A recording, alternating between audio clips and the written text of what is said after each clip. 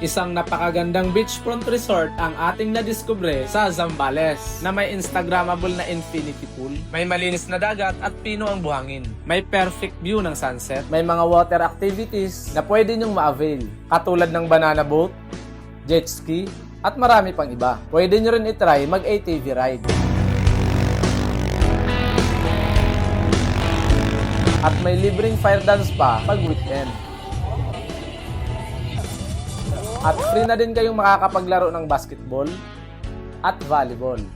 May magaganda at Instagrammable na mga rooms. Malapit na nga lang din ito sa mga mura at magagandang paliguan dito sa Zambales. Ito ang Waikoloa Beach Resort na matatagpuan sa Barangay Pilmida Diaz, Abangan, Zambales. Mga 4 na oras nga lang ay pwede mo nang marating ito mula Metro Manila. I-type nyo lang sa Google Map ang Waikoloa Beach Resort at dito na kayo mismo dadalhin yan sa tapat ng mismong resort. At pagpasok nyo nga sa resort ay bubungad sa inyo kagad ang napaka-relaxing at nature vibes na ambience. Bago nga pala kami pumunta rito ay nag-book muna kami through sa kanilang Facebook page at in-avail namin ang kanilang Barkada Glamping Dome Tent na matatagpuan mismo sa tabing dagat at nakaharap sa napakagandang karagatan. Naka-fully air-conditioned na ito. May isang queen-size bed at isang double deck. May LED TV, malinis na comfort room at shower na naka-hot and cold na. Provided na rin nila ang towel, body wash, hand soap, shampoo, conditioner, at mga amenity kit. May complimentary coffee at free breakfast na rin ito mga idol. May table and chairs na rin at may ganito kagandang view.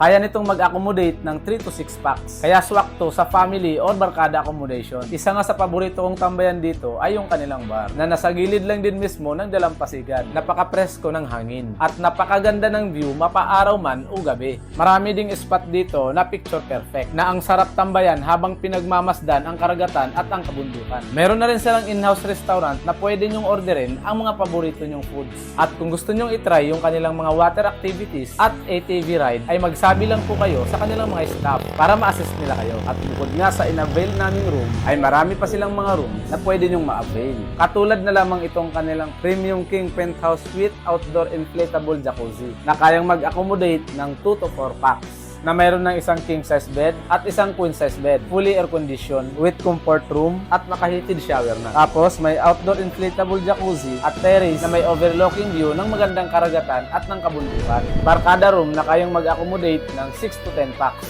Mayroon din silang mga rooms na good for couple. At lahat ng mga room accommodation nila ay may mga complimentary breakfast na mga idol. At provided na rin nila ang towel, bath soap, hand soap, shampoo, conditioner, at mga amenity kit. Meron din silang villa rito na swak for big groups. Dahil ito ay two-story villa na may 2 bedrooms, living area, mini ref, at may sarili ng dipping pool.